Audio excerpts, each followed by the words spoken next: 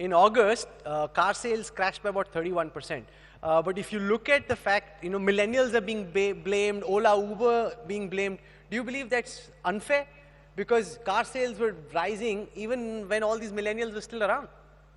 Well, the use of a Uber or an Ola is more economic for a person who has limited running in a month. So if you are young and just starting out on your career, it often makes sense for these young people to use the cheaper option of using that car when they really need it, instead of investing a lot of money in buying a car. As Mr.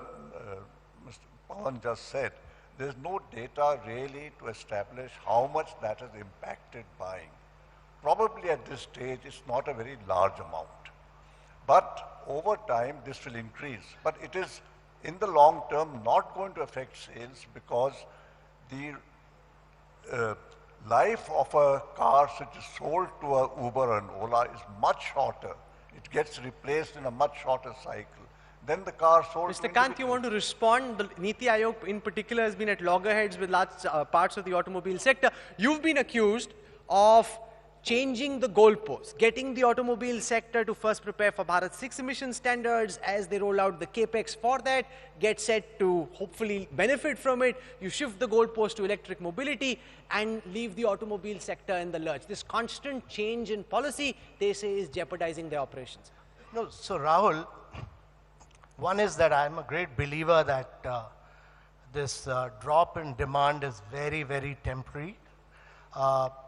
The demand for automobile has got disrupted because of lack of flow of liquidity from NBFCs to the consumers post-IL&FS crisis. This is going to bounce back and bounce back in a big way, and automobile will really be a key driver of India's growth, largely because in India we have only 28 cars per 1,000 people, as compared to USA, which is 980 cars per 1,000 people, and Europe, 850 cars per 1,000 people.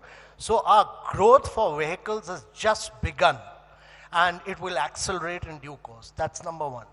Having said that, let me tell you that whether we like it or not, this sector is undergoing a massive disruption the world over.